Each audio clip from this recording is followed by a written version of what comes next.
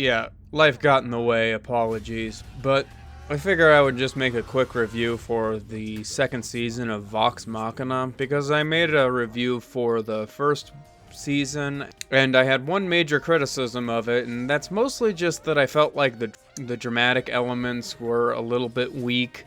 Also, sometimes the characters just sort of seem to materialize items out of nowhere. And again, I got that that was sort of comes from the fact that it was based off of Critical Role, and that there is context that they're unnecessarily going to remove from the TV show. Now, that was a summary of my opinion of the first season.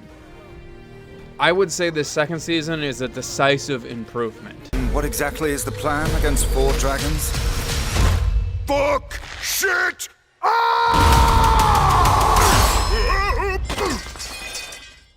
Uh-oh. Whereas in the last season, sometimes characters could just pull items out of their ass that would have been really nice, handy to have earlier, but they just kind of didn't.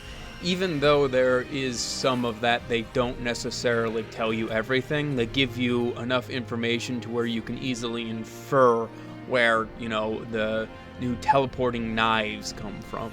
There was never a scene where we saw our characters come across several of these items, but you can infer that it probably had something to do with the Grim Reaper over here.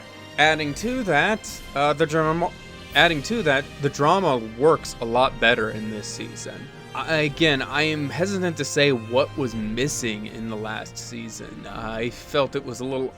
I said overacted in the last video, but again, I never felt like that was the right word.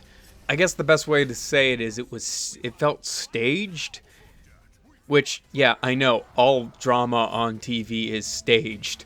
But this feels a lot less staged in that sense. And that's really all this show needed to improve on. It was already pretty funny, the animation is pretty decent, the voice acting is obviously top tier, and now the drama and the continuity that was, I think, the weaker part of the first season are a lot stronger.